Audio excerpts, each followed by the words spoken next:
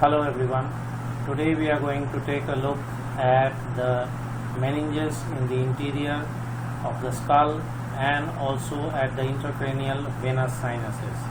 Now here is a picture of the interior of the base of the skull, that is of the upper surface of the base of the skull, and all the familiar landmarks that you have studied are on display over here.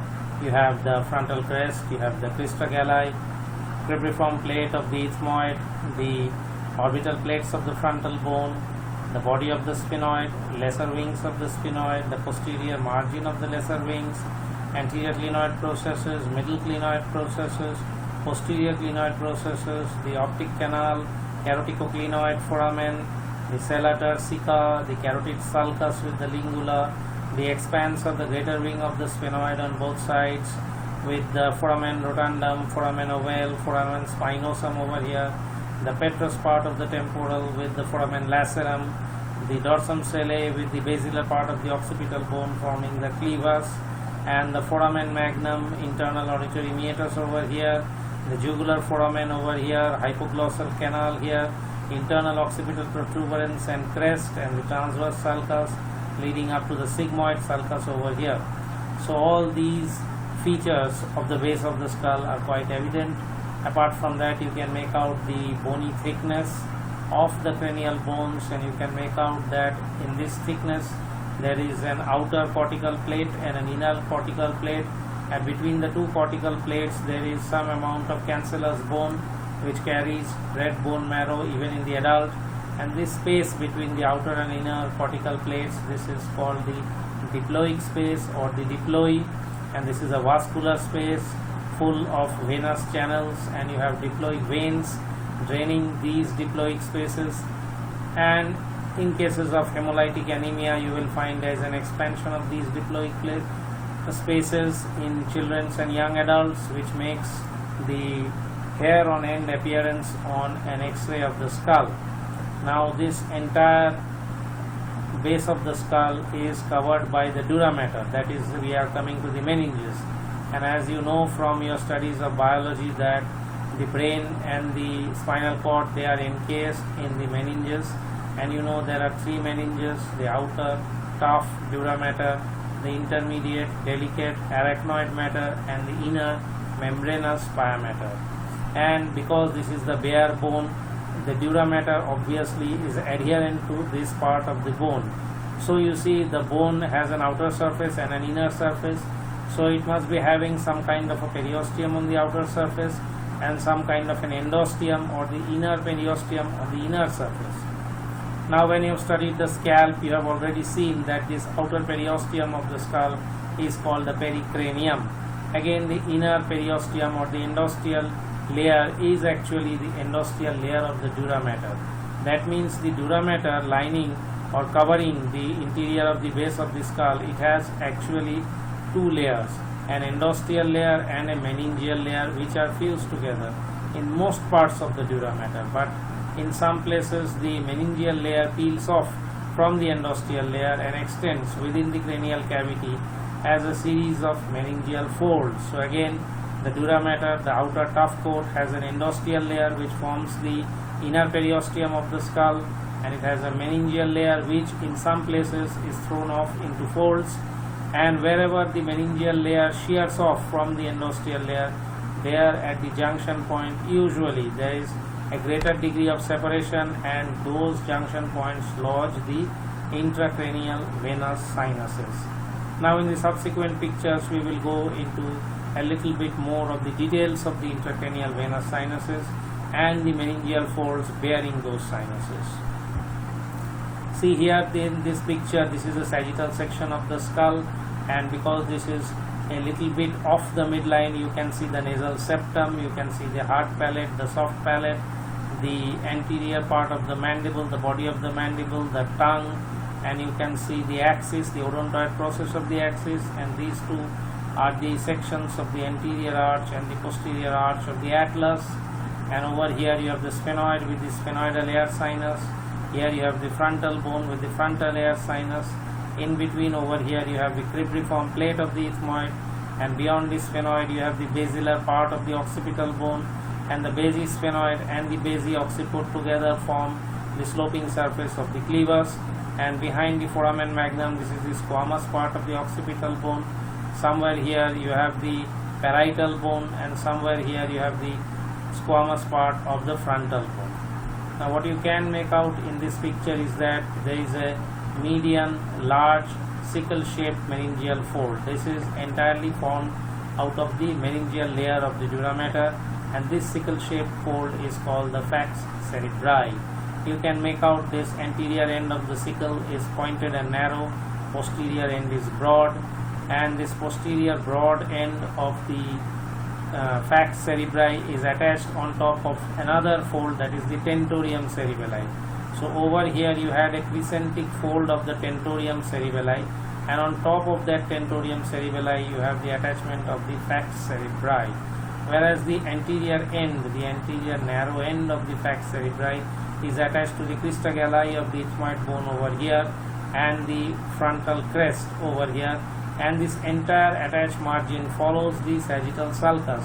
The sagittal sulcus over the inside of the frontal bone, the sagittal sulcus between the two parietal bones, and the sagittal sulcus over the squamous part of the occipital bone. So the attached margin of this falx cerebri, where the meningeal layer separates from the endosteal layer, there is the place where you have the superior sagittal sinus.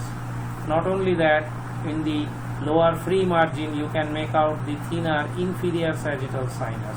So you have a superior sagittal sinus here, you have an inferior sagittal sinus. Superior sagittal sinus by the fixed margin or attached margin, and inferior sagittal sinus on the free margin. What else you can see? You can see that the superior sagittal sinus comes to this point, which is called the confluence of the sinuses, and then it bends towards the right, and it's continuous with this sinus, the right transverse sinus, whereas this junction point bears another sinus, the straight sinus, and you can make out that the inferior sagittal sinus along with this great cerebral vein, they two combine to form the straight sinus, and the straight sinus is continuous with the left transverse sinus, just as superior sagittal sinus is continuous with the right transverse sinus, the straight sinus is continuous with the left transverse sinus, and all these four sinuses are cross connected at this point, which is called the confluence of the sinuses. Not only that, you can make out that this transverse sinus, this right transverse sinus, it goes along the transverse sulcus of the squamous part of the occipital bone, and at this point it reaches the posterior inferior angle of the parietal bone, and from here the sinus continues downward as a sinuous S-shaped course, which is called the sigmoid sinus. And at this point, this course of the sigmoid sinus is actually inside the mastoid part of the temporal bone, and at this point over here it passes out of the skull through the opening of the jugular foramen, and beyond the jugular foramen the sigmoid sinus continues as the superior bulb of internal jugular vein. So superior sagittal sinus, inferior sagittal sinus, right transverse sinus, straight sinus, left transverse sinus, from the transverse sinus sigmoid sinus continued as internal jugular vein. Now to this junction of the transverse sinus and sigmoid sinus, you can make out this superior Petrocell sinus. So this superior Petrocell sinus goes from the cavernous sinus over here. Somewhere here is the cavernous sinus. From the cavernous sinus you have a superior Petrocell sinus draining into the junction of the transverse and sigmoid sinus, and from that same cavernous sinus you have the inferior Petrocell sinus, which passes also through the jugular foramen, exits the skull, and becomes the first tributary of the internal jugular vein. So again, cavernous sinus, superior Petrocell sinus, inferior Petrocell sinus, these we have covered. Now the cavernous sinus. Now because this is a midline section, roughly you can see the cavernous sinus of the far side. The right cavernous sinus is visible over here, and on the left side there was another cavernous sinus. So these are paired sinuses, and these two cavernous sinuses are connected by one here and one here, anterior and posterior intercavernous sinuses. Now these cavernous sinus and the intercavernous sinuses, they are actually ringing the pituitary stalk, and this pituitary stalk you can see over here is leading from this point up to the expanded pituitary gland over here. So this is the anterior clinoid process, this is the posterior clinoid process, and this is the sella turcica, and this is the pituitary gland, and this is the stalk of the pituitary gland, and the anterior and posterior intercavernous sinuses are encircling the stalk of the pituitary gland. Not only that, between the middle and posterior clinoid processes you have what we call a membrane, a partition of the meningeal layer of the Dura Mater, that is called the diaphragma celli. So we have said that the Dura Mater has got an endosteal layer and a meningeal layer, and this is one projection from the meningeal layer of the Dura Mater. This crescentic or semilunar fold of the tentorium cerebelli, this is another part of the membranous layer of the Dura Mater, and this diaphragma celli or this diaphragm of the sella turcica extending from the middle clinoid process to the posterior clinoid process. This is also a part of the Dura Mater, or a part of the membranous layer of the Dura Mater, and this is the diaphragm of the pituitary or the diaphragma celli or the diaphragm of the sella turcica. And these intercavernous sinuses are enclosing the pituitary stalk above the diaphragm. So many sinuses you have seen, and you can already make out that the superior and inferior sagittal sinuses, straight sinus, these are unpaired sinuses, and the superior and inferior Petrocell sinuses, transverse sinus and the sigmoid sinus, they are paired sinuses. Anterior and posterior intercavernous sinuses, they are unpaired. The cavernous sinus themselves are paired. And what else you can see over here, when you are looking at the superior sagittal sinus, you can make out these small cerebral veins, these veins from the superolateral and medial surface of the cerebral hemisphere draining into the superior sagittal sinus.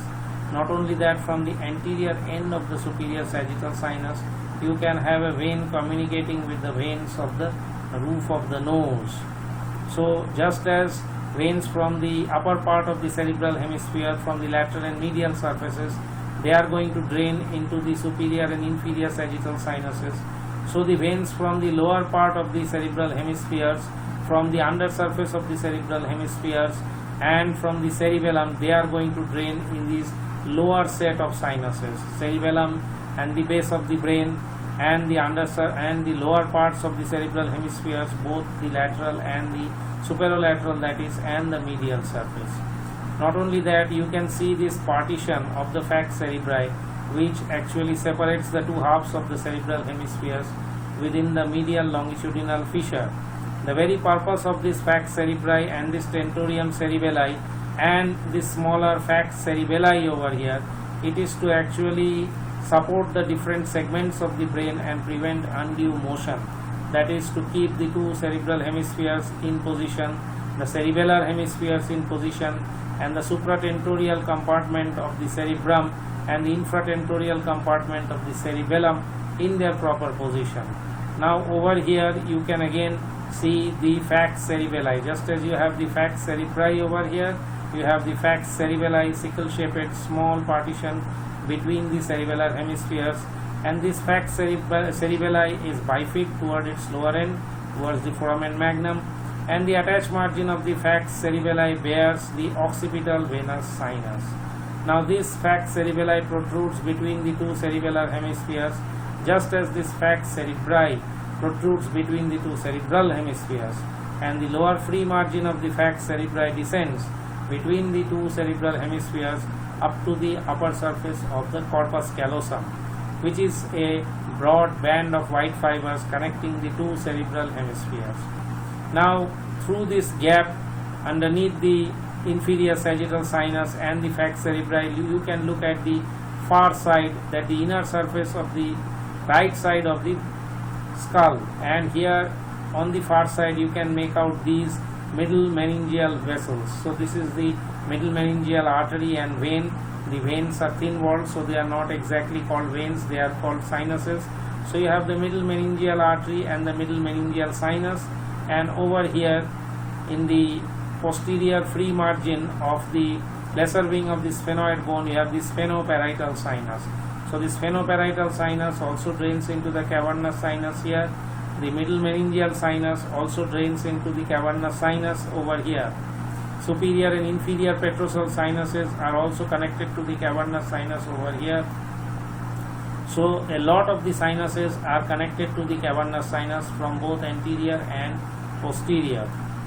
And you can make out that these middle meningeal vessels, they are underneath the dura mater. So that is, they are outside the dura mater. That means these middle meningeal vessels are between the endosteal layer of the dura mater and the skull bone on the outside. So that is, they are in a way subperiosteal.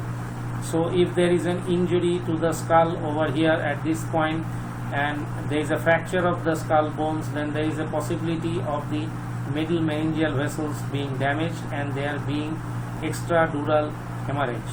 Usually there is no appreciable gap or space between the dura mater and the bone, but because these vessels are running between the dura mater and the bone, accumulation of blood because of bleeding from these meningeal vessels, they will actually create an extradural or epidural space. Now the importance of this epidural hematoma or epidural bleeding is that when such a trauma occurs or a head injury occurs, initially because of the shock there is a concussion, and because of the concussion the individual concerned or the individual affected may lose consciousness, and this loss of consciousness is due to simple concussion and not much due to the collection of blood. Now because of this initial concussion there may be a loss of consciousness followed by a temporary recovery. During the recovery period the person may go about almost normally and perform many normal tasks and speak and interact with people almost normally. What may happen is that continued bleeding from this middle meningeal vessels into the extradural or epidural space causes an increased accumulation of blood and a gradual compression or pressure upon the underlying brain. So after a period of what we call a lucid interval, in which the patient moves about normally and talks normally, gradually there is a building up of pressure and a second period of loss of consciousness. And this second period of loss of consciousness is more dangerous and it can be fatal. Therefore the person, because he may have talked with people and then again fallen unconscious a second time and may die also, this syndrome of extradural hemorrhage with a lucid interval is also called a talk and die syndrome. Whereas if there is a subdural hemorrhage, there is a slow venous bleeding with gradual build-up of pressure and gradual drowsiness with loss of consciousness. There is usually no lucid interval in between, but we will come to those things later. But from this diagram, this is all that you can deduce. The initial impression of the sinuses and the meningeal folds you can get from this diagram.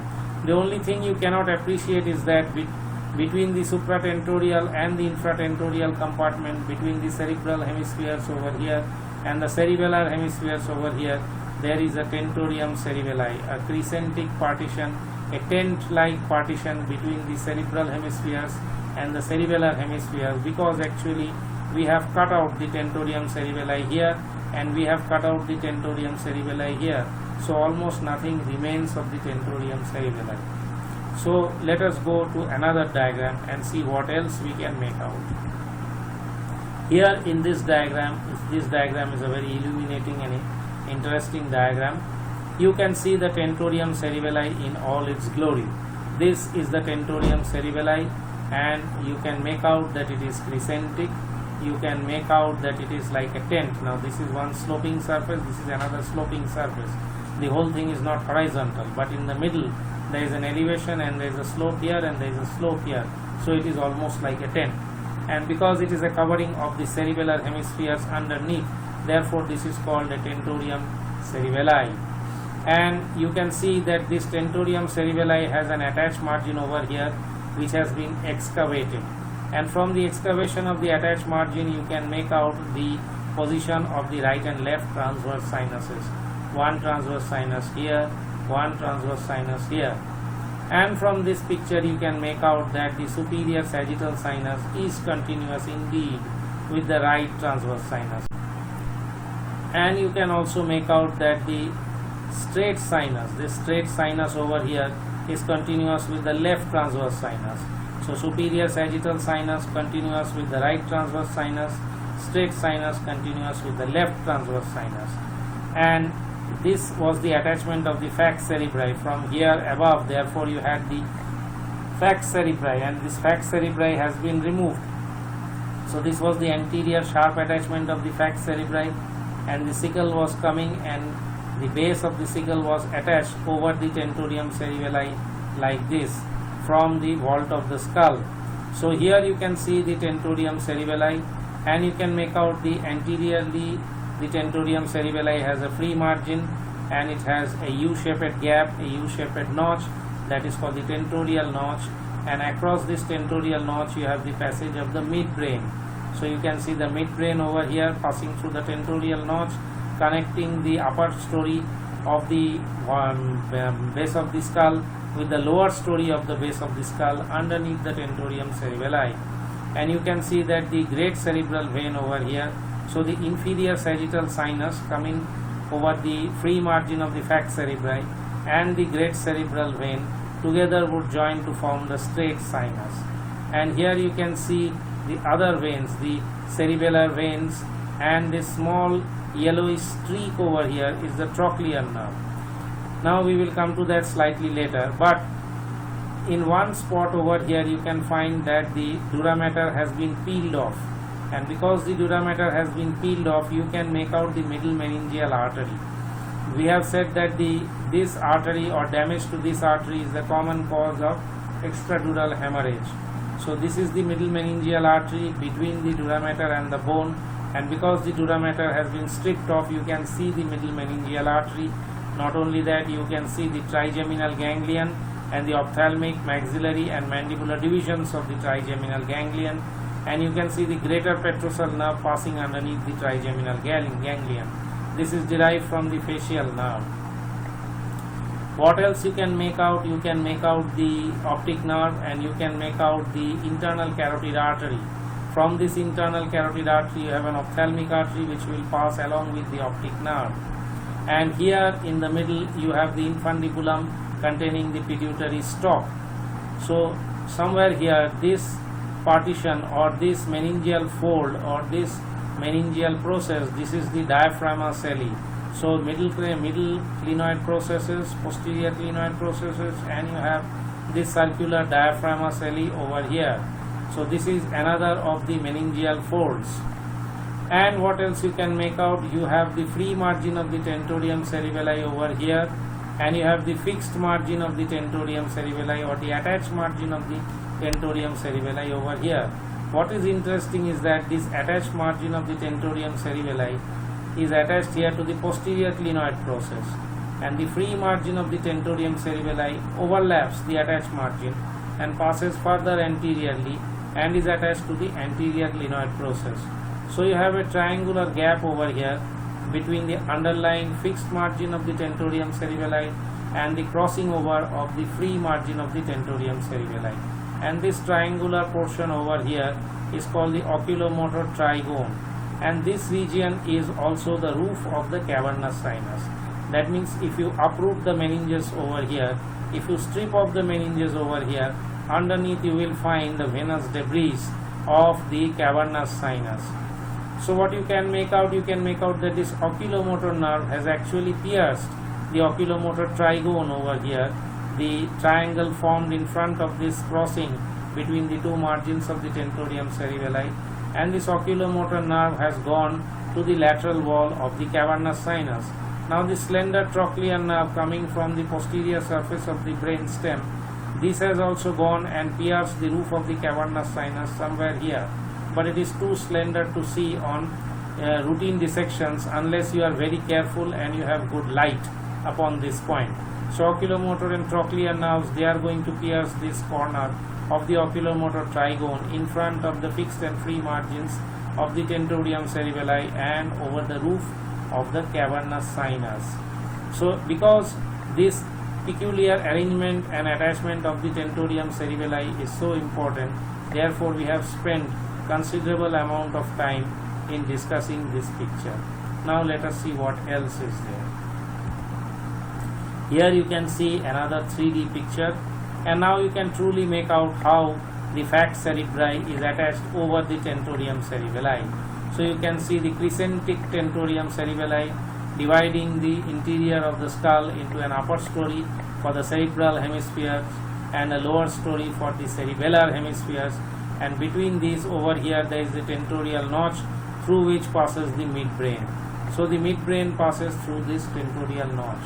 Now because the cerebral hemispheres are in this upper story, when there is a rise of intracranial tension over here, the temporal lobes, the medial parts of the temporal lobes might herniate through this margin into the lower story or the infratentorial compartment.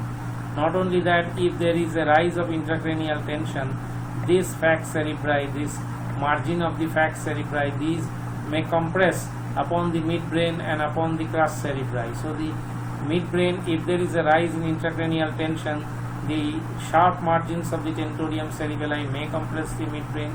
Again, from the supratentorial compartment there might be a herniation of the medial surface of the temporal bone, temporal lobe, with the part which we call the uncus, that may herniate down into the lower chamber. Again you can see the superior sagittal sinus, you can see the straight sinus, you can see the inferior sagittal sinus, and through the translucent tentorium cerebelli you can see the transverse sinus over here and the sigmoid sinus over here. Now transverse sinus you can see clearly on the right side, and sigmoid sinus you can see over the left side. And you can make out the cavernous sinus here on either side of the sella turcica, on either side of the pituitary gland. You can make out these two cavernous sinuses which are joined by the anterior and posterior intercavernous sinuses on either side of the pituitary stalk. What else you can make out? You can make out over here the basilar venous plexus, and it is also connected to the cavernous sinuses. And you can make out the cavernous sinus is connected to the superior petrosal sinus with the junction of the transverse and the sigmoid sinus. And here you can make out that the cavernous sinus is connected with the sigmoid sinus again over here with the inferior petrosal sinus. Now this inferior petrosal sinus does not drain into the sigmoid sinus inside the skull over here, but goes down through the jugular foramen and drains into the internal jugular vein. Again you can make out that the cavernous sinus is in continuation with the veins inside the orbit, with the superior and inferior ophthalmic veins. So infections from the orbit can go up right into the cavernous sinus. Infections from the dangerous area of the space, that is the root of the nose and the upper lip, they can go up into through the angular veins into the superior ophthalmic vein and into the cavernous sinus. From the face, infection can pass through the deep facial veins into the pterygoid venous plexus underneath the base of the skull. Just underneath the base of the skull, here you can see the pterygoid venous plexus. This is located in the infratemporal fossa, and you can make out that this cavernous sinus communicates with this pterygoid venous plexus by several veins which are passing through these openings in the base of the skull, that is foramen ovale, foramen rotundum, foramen of Vesalius, and the foramen lacerum. So all of these veins, which are called emissary veins, connecting an intracranial venous sinus, here the cavernous sinus, with the pterygoid venous plexus. So infections from the face can pass through deep facial vein, pterygoid plexus, up into the cavernous sinus, or they can pass from the angular vein, superior ophthalmic vein and inferior ophthalmic veins into the cavernous sinus. So that is the significance of this picture, which gives you a 3D idea of the meninges. So it is very important that you get to know how the crescentic tentorium cerebelli is attached, where its fixed margin or attached margin is, where its free margin is, how these margins cross over each other. Again, for the falx cerebri, where its sharp anterior end is, its broad posterior end is, and how the falx cerebri is attached to the upper surface of the tentorium cerebelli, and how the point or the line of attachment bears the straight sinus. Now if we go to the next picture over here, now we are constantly talking about the meninges. If we go back temporarily these are all the folds of the meningeal layer of the dura mater. So we have said that between the meningeal layer of the dura mater and the endosteal layer of the dura mater, you have these venous sinuses, and between the endosteal layer of the dura mater and the skull bones, you have the meningeal vessels. So we are interested in these meningeal vessels which are going to supply the meninges. Now apart from the dura mater, you have the inner pia mater, and between the dura and the pia mater you have the subdural space, and between the pia mater and the arachnoid mater you have the subarachnoid space filled with cerebrospinal fluid, and the pia mater is more or less adherent to the brain, and so there is very little of what we call a subpial space. Anyway, when we look at this dura mater, we have to be conscious that the dura mater is quite pain sensitive. So it is important that we know which sensory nerves supply the dura mater, and because between the dura mater and the bone there are quite a number of blood vessels, so it is important that we study the blood supply of the dura mater as well. Now if you look at this picture, you can see the arteries supplying the dura mater. You have an anterior set of arteries, you have a middle large section of arteries, and you have a posterior set of arteries. From this diagram you can make out that the anterior set of arteries, the anterior set of dural vessels, are actually derived from the anterior and posterior ethmoidal arteries. The larger part of the dura mater is supplied by the middle meningeal artery, which is again a branch of the second part of the maxillary artery. So this middle meningeal artery with its anterior and posterior divisions, it forms a very large supply territory for the dura mater. And in the posterior cranial fossa you have a posterior set of dural arteries which are derived from the ascending pharyngeal artery and the occipital artery. Now in this, between the outer and inner tables of the skull, we had said that you have this diploic space, which is the equivalent of the bone marrow space in the long bones. Now this diploic space is full of venous sinusoids and other blood vessels. Now these diploic veins are very prominent veins. These drain blood from these diploic spaces inside into the intracranial venous sinuses. Now of the diploic veins, some are more prominent and are named, and the other smaller networks are not named.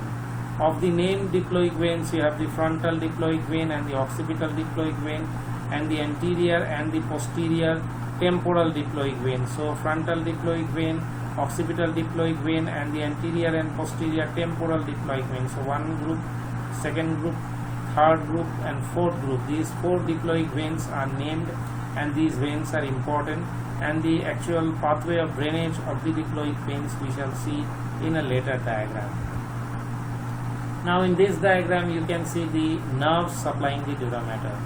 Because the dura mater is pain sensitive, the pia arachnoid does not carry sensation. So the dura mater's nerve supply is most important, and the dura mater is supplied mostly by the three divisions: ophthalmic, maxillary, and mandibular division of the trigeminal nerve in the anterior part, and the division and the nerves from the upper two or three cervical segments in the posterior part.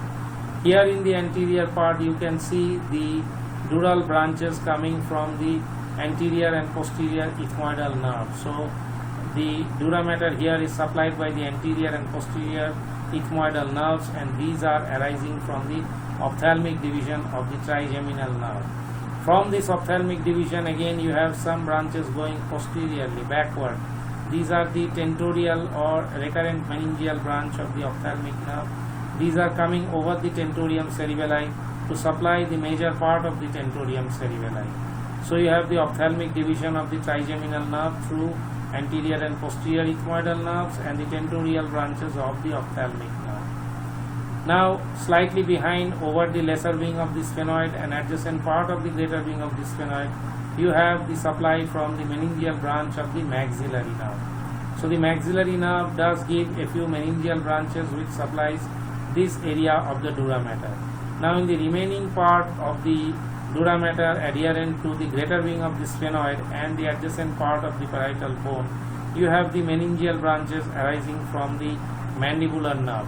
Now the most prominent meningeal branch of the mandibular nerve is called the nervus spinosus, because it arises from the trunk of the mandibular nerve and passes up through the foramen spinosum and enters the base of the skull. So the middle cranial fossa over here supplied by the meningeal branches of the mandibular nerve, including the nervus spinosus. In the posterior cranial fossa you have an upper story and a lower story separated by the tentorium cerebelli, and we have already said that the ophthalmic division of the trigeminal nerve supplies most of this tentorium cerebelli, that is this part of the dura mater, and the remaining part of the dura mater in the lower story of the base of the skull, it is supplied from the cervical segments of the spinal cord from C2 and C3, either directly from the cervical plexus or from the cervical nerves, or these C2 and C3 branches may take the help of the vagus or the hypoglossal nerve. So branches of C2 traveling along with the vagus and C2, C3 traveling along with the hypoglossal nerve, and direct branches from C2, C3 also, they supply the dura mater of the posterior cranial fossa. So again you can see these dural branches, and you can see the branches from the anterior ethmoidal and the tentorial branches of the ophthalmic nerve, and you can make out the trigeminal ganglion over here with its ophthalmic, maxillary and mandibular divisions. So let us see what is there in the next picture. Now in this picture is a very detailed picture, and it will take quite a lot of time to go through all of the features in this picture. Now if you look at the picture, the right half and the left half are slightly different. Now the dura mater has been stripped off and peeled off in certain parts of this specimen or this drawing of the base of the skull to reveal the structures underneath. So we will take them one by one. As we know, this was the crista galli of the ethmoid bone, this was the cribriform plate of the ethmoid bone, and this is the internal frontal crest, and this is the attachment of the falx cerebri also. So this sickle shaped falx cerebri is attached here, arches under the vault of the skull, comes and gets attached over here to the tentorium cerebelli. So this is one attachment of the falx cerebri, and this is another attachment of the falx cerebri, and from before backwards in the margin of the attached margin of the falx cerebri you had the superior sagittal sinus. So here you can have a cut section or a cut margin of the superior sagittal sinus, and posteriorly again you have a cut section of the superior sagittal sinus. Now you can make out that here anteriorly, when the sinus is smaller in diameter, it is more or less circular, but the major large section of the superior sagittal sinus is triangular, as you can see over here. Now this triangular cross section of the superior sagittal sinus has many detailed structures which you have to know. We will come to that later, but at this point you have to know that most of the superior sagittal sinus is triangular in section. Next, if you look at this section, here you have the orbital plate of the frontal bone. Here also you had the orbital plate of the frontal bone, but the orbital plate of the frontal bone has been cut out so that you can look at the orbit from above. You see the eyeball over here, the optic nerve over here, some of the extraocular muscles here, and the cone of the extraocular muscles here. And here you can make out the superior ophthalmic vein, and below somewhere you have the inferior ophthalmic vein. Now the superior ophthalmic vein drains into the cavernous sinus and is connected with the veins of the face, so it can bring in infection from the dangerous area of the face right up to the cavernous sinus. Now having mentioned the cavernous sinus, this here is the tentorium cerebelli, this is the free margin of the tentorium cerebelli, this is the fixed margin of the tentorium cerebelli, and as we have said, the fixed margin is attached to the posterior clinoid process, free margin overlaps it and goes up to the anterior clinoid process, so that this triangular area in the anterior part of the attachment of the tentorium cerebelli forms the roof of the cavernous sinus. And you can make out that this roof, through this translucent roof, you can actually see the cavernous sinus over here. So this here is the cavernous sinus, and this thing here is the internal carotid artery. So on this side the cavernous sinus is there, and on this side the cavernous sinus has been excavated. The cavernous sinus has been removed, because if the cavernous sinus is intact and all the venous blood and debris remains, then you cannot see these structures in the walls of the cavernous sinus. And because we want to take a look at the walls of the cavernous sinus itself has to be removed. So here the cavernous sinus has been removed, and here the cavernous. Some other features which we have to see. So this cavernous sinus drains this sphenoparietal sinus. So you can see this cavernous sinus drains superior ophthalmic vein. It is connected to the inferior ophthalmic vein. It may drain the central vein of the retina, and in addition, at the free posterior margin of the lesser wing of the sphenoid, you have the sphenoparietal sinus here, sphenoparietal sinus here, draining into the cavernous sinus. Now over here you have the middle meningeal artery, and outside that you have the middle meningeal sinus. So this middle meningeal sinus also partially drains into the cavernous sinus, and partially it drains through these openings in the greater wing of the sphenoid, the most commonly the foramen ovale. So you have an anterior limb of this middle meningeal sinus, and you have a posterior limb of the middle meningeal sinus, of which the anterior limb of the middle meningeal sinus usually drains into the cavernous sinus. Again, the cavernous sinus communicates with the cavernous sinus of the opposite side with the anterior and posterior intercavernous sinus, which are ringing the pituitary stalk. So over here you can make out the diaphragm ocelli, another meningeal partition, and it is connecting the middle and posterior clinoid processes.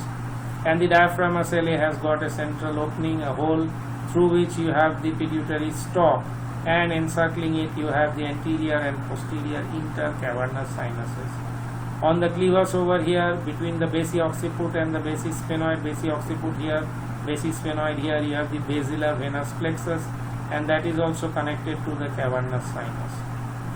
Here you can make out the superior Petrocell sinus. So superior Petrocell sinus connects the cavernous sinus with the junction of the transverse sinus and the sigmoid sinus. You have the right transverse sinus here, and you can make out the superior sagittal sinus is continuous with the right transverse sinus, and the straight sinus is continuous with the left transverse sinus, and in between you have the confluence of the sinuses. So right transverse sinus and sigmoid sinus, and you can see the superior Petrocell sinus draining at this junction. And you also have an inferior Petrocell sinus. This inferior Petrocell sinus drains into the superior bulb of the internal jugular vein as it passes out of the jugular foramen. So superior Petrocell sinus, inferior Petrocell sinus, basilar venous plexus, sphenoparietal sinus, anterior and posterior intercavernous sinuses. So you can make out that some of these are unpaired and in the midline, and some of these are paired, some of the sinuses are paired and bilateral. Again, if you look at this portion of the base of the skull, here again the Dura Mater has been peeled off, and because the Dura Mater has been peeled off, you can make out the middle meningeal vessels even more clearly. Here you have to look at these middle meningeal vessels through the translucent Dura Mater, but here the middle meningeal vessels are quite clear. Not only that, with the roof of the cavernous sinus uncovered and the major part of the venous debris of the cavernous sinus removed, you can see the structures in the lateral and medial walls of the cavernous sinus. Now, hugging the medial wall of the cavernous sinus, you can make out this internal carotid artery, and you can make out that this internal carotid artery through the medial wall of the cavernous sinus has gone, and it has looped medial to the anterior clinoid process and then again come back. So this straight course, the backward and upward loop, and again its course into the base of the brain, this entire S-shaped loop of the internal carotid artery is called the carotid siphon. And this loop of the internal carotid artery is actually for damping the pressure in the internal carotid artery so as not to expose the brain to an excessively high blood pressure. So on the medial wall of the cavernous sinus you have the internal carotid artery, and along with the internal carotid artery you have this abducent nerve. So this is the abducent nerve over here, and this abducent nerve is accompanying the internal carotid artery on the medial wall of the cavernous sinus. And you can see the abducent nerve has pierced the cavernous sinus here posteriorly below the petrosphenoid ligament. Somewhere here is the petrosphenoid ligament between the apex of the petrous temporal and the Petrocell process on the dorsum celli. So the abducens nerve over here and the abducens nerve over here, you can make out this abducens nerve is actually passing along with the internal carotid artery, not this one. This is actually the oculomotor nerve, the one that is going below. This is the abducens nerve, this one. So this is the oculomotor nerve. By the side of it, this slender one is the trochlear nerve. Over here you can make out this is the oculomotor nerve. This slender one is the trochlear nerve. Here this is the oculomotor nerve. This slender one is the trochlear nerve, and this one is the abducens nerve, which is actually giving company to the internal carotid artery. So the oculomotor nerve and the trochlear nerve have pierced the roof of the cavernous sinus, and they have taken the lateral wall. And the abducens nerve has pierced the cavernous sinus posteriorly, and it has taken the medial wall of the cavernous sinus. So on the lateral wall of the cavernous sinus, you have the oculomotor nerve, you have the trochlear nerve, and you have the ophthalmic and maxillary divisions of the trigeminal nerve. So here you can see the trigeminal nerve, and this trigeminal nerve has gone underneath the tentorium cerebelli over here, and it has expanded on the anterior surface of the petrous temporal. Over here you have the trigeminal ganglion. So if you peel off this part of the dura mater over here, you will be able to see the trigeminal ganglion, as you can see on this side.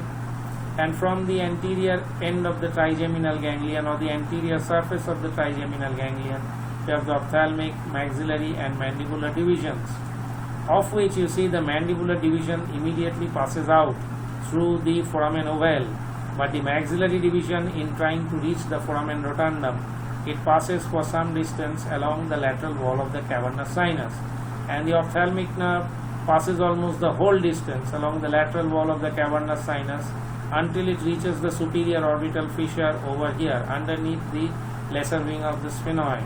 And at this point, the ophthalmic division of the trigeminal nerve splits up into lacrimal, frontal and nasociliary nerves. The three divisions of the ophthalmic, three main branches of the ophthalmic division of the trigeminal nerve.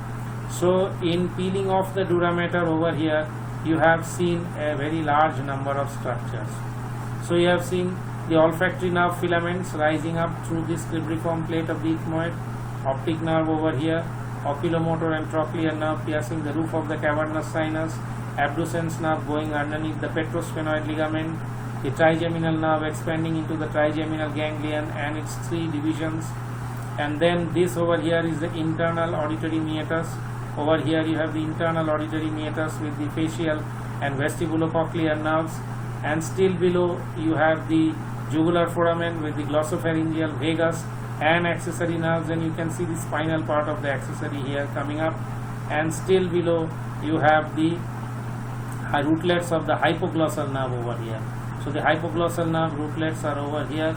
So this is hypoglossal nerve, this is jugular foramen, 9th, 10th, 11th cranial nerves, this is the internal auditory meatus, 7th and 8th cranial nerve, trigeminal nerve, the 5th cranial nerve, the abducent nerve, the 6th cranial nerve, the trochlear nerve, 4th cranial nerve, oculomotor nerve, 3rd cranial nerve, optic nerve, 2nd cranial nerve, olfactory nerves, the 1st cranial nerve. So you have seen all the 12 cranial nerves over here.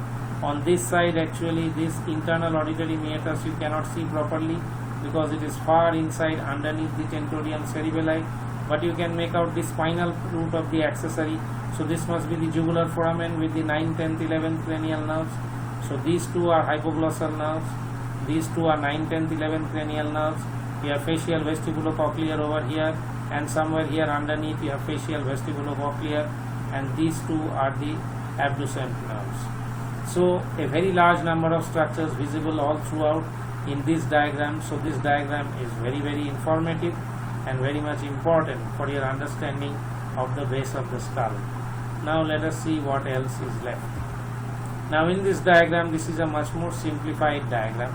You can see the two cavernous sinuses, you can see the anterior and posterior intercavernous sinuses, you can see the interconnection with the basilar venous plexus, you can see the sphenoparietal sinus draining over here, you can see the middle meningeal sinus draining into the cavernous sinus, you can make out the superior petrocell sinus draining into junction of transverse sinus and sigmoid sinus, inferior petrocell sinus exiting through the jugular foramen and draining into the superior bulb of internal jugular vein. You can see the occipital venous sinuses over here, and you can make out the superior sagittal sinus continuous with the right transverse sinus, and straight sinus continuous with the left. So the left, so the straight sinus is the straight sinus over here takes in the occipital, is connected to the occipital venous sinus, and the straight sinus is continuous with the left transverse sinus, which again is continuous with the sigmoid sinus, and across these sinuses, the superior sagittal sinus, straight sinus coming over here, right and left transverse sinuses, you have this cross connection. This is called the confluence of the sinuses, and anteriorly from this cavernous sinus you can see the connection with the facial veins via the superior ophthalmic vein. So a lot of structures within this diagram also. Let us see what is left.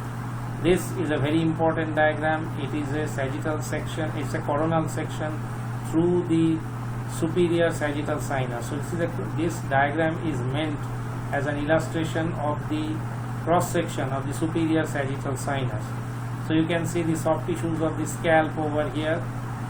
You can see the pericranium or the outer periosteum of the skull bone, and this is the cranial bone. This is the suture between the two parietal bones, because this is the superior sagittal sinus. This is one parietal bone, this is one parietal bone. This is the sagittal suture between the two parietal bones, and here you have the outer periosteum or the pericranium, and here you have the inner periosteum or the endosteal layer of the dura mater. And this fibrous endosteal layer of the dura mater and this pericranium, another fibrous layer outside, is continuous by means of the fibrous tissue of the sutures, as long as these sutures don't ossify and fuse. Now on the inner surface you can make out that this green structure is the dura mater, and in most of the regions the dura mater, the endosteal layer and the meningeal layers are fused, and where they separate to form the venous sinuses, there the meningeal layer is at considerable distance from the endosteal layer, and the meningeal layer of the dura mater is thrown in as folds within the cranial cavity. So you can see that the meningeal layers of the dura mater from this side and this side have combined to form this longitudinal sickle-shaped falx cerebri.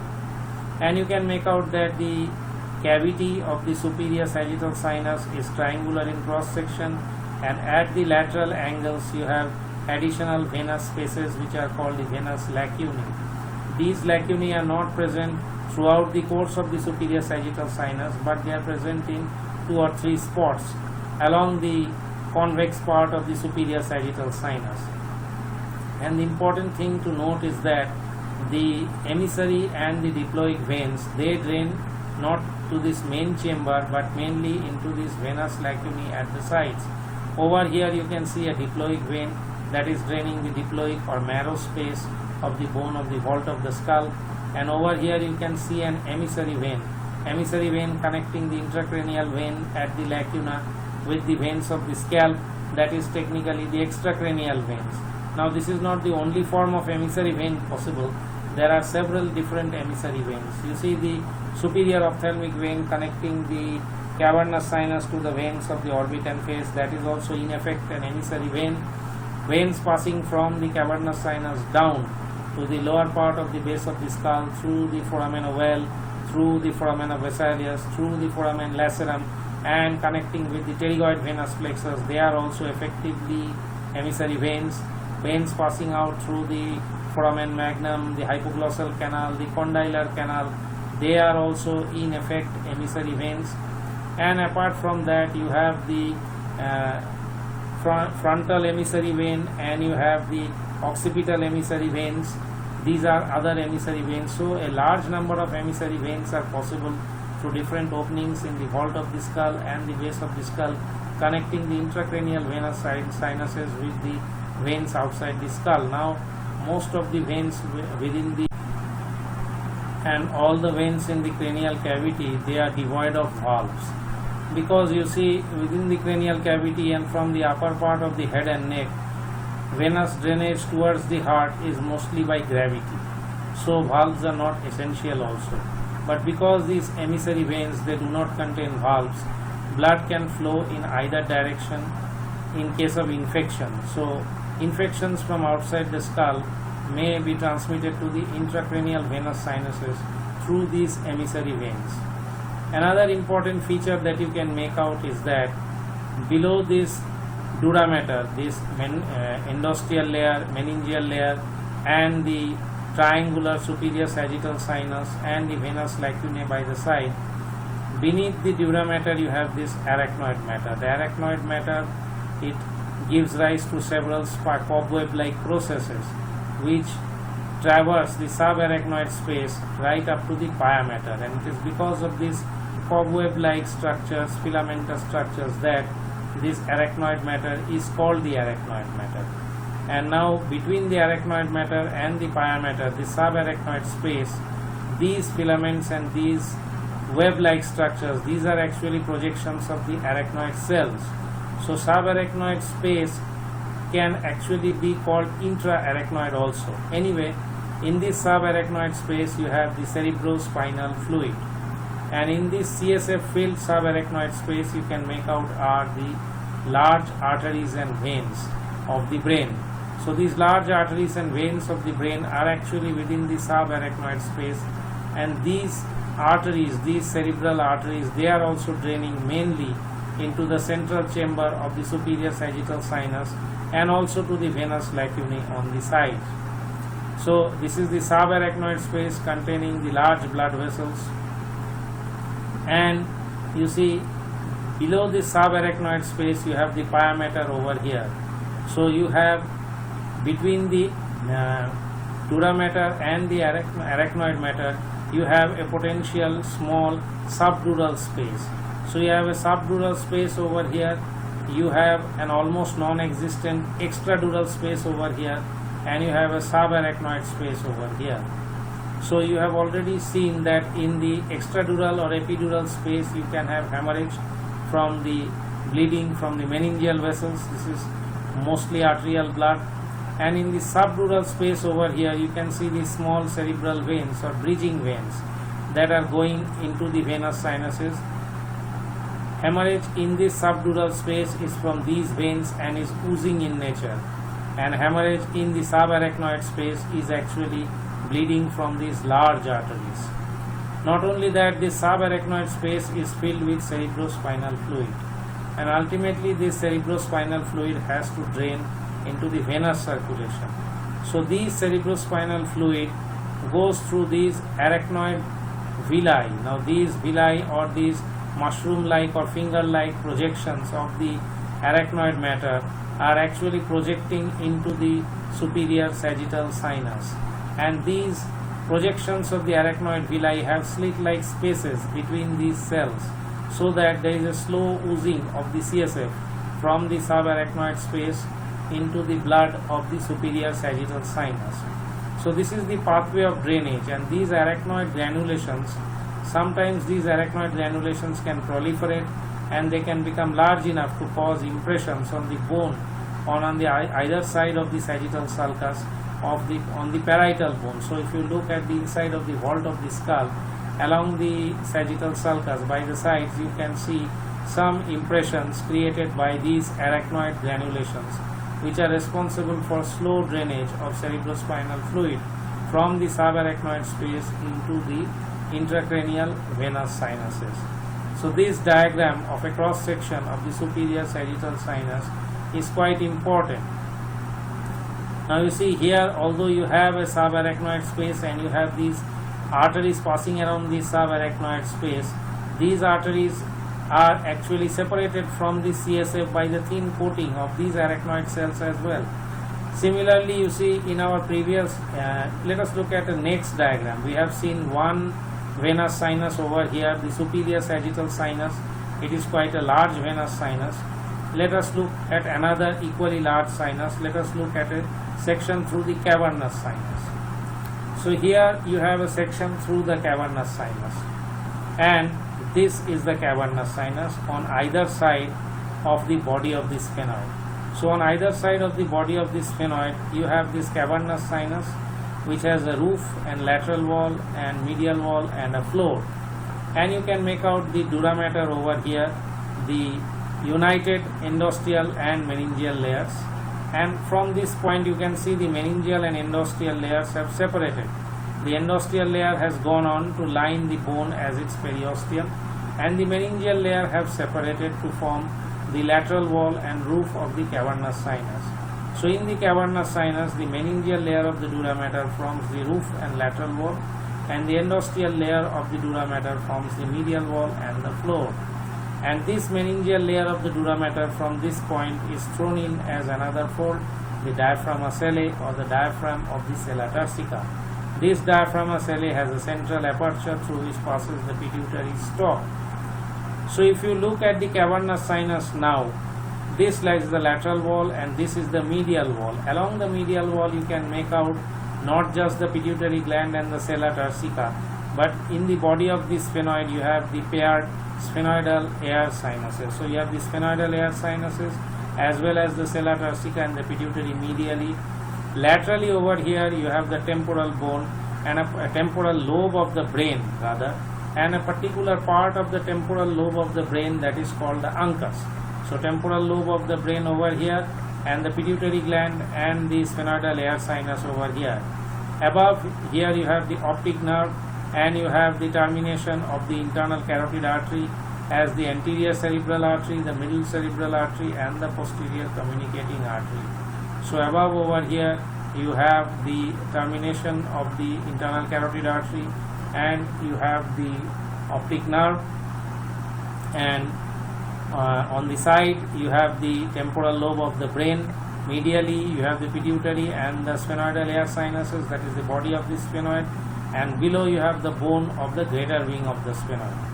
Along the lateral wall you can make out, as we have discussed before, the oculomotor nerve, the trochlear nerve, the ophthalmic division of the trigeminal nerve and the maxillary division of the trigeminal nerve. All these you can see on the lateral wall. On the medial wall you can make out the internal carotid artery, the cavernous part of the internal carotid artery along with its sympathetic nerve net on the carotid artery. You know that this internal carotid artery has started from the upper margin of the thyroid cartilage. From the common carotid artery it had a cervical part, then at the base of the skull it entered the temporal bone through the lower opening of the carotid canal. It has taken a right angle bend in front of the middle ear cavity and it has come out straight through the apex of the petrous part of the temporal bone. Then it has gone over the cartilage of the foramen lacerum and it has gone over the greater wing of the sphenoid in the carotid sulcus and into the medial wall of the cavernous sinus, as you can see over here, and it is prevented from slipping up by this bony projection which is called the lingula over the greater wing of the sphenoid, and from the cavernous sinus anteriorly it loops back medial to the anterior clinoid process and the caroticoclinoid ligament, and then after looping back it again loops upward and reaches the vallecula of the cerebrum, that is, it reaches the region of the anterior perforated substance on the under surface of the brain or the base of the brain, where it ends by dividing into anterior cerebral artery, middle cerebral artery and the posterior communicating artery. So these are all structures that you can see in this diagram. So a cross section of the cavernous sinus is very important. A cross section of the superior sagittal sinus is also important. Both of these cross sections you have to study in detail for your exam. Now I think I have bored you enough for the time being. Thank you for giving me a patient hearing, and bye.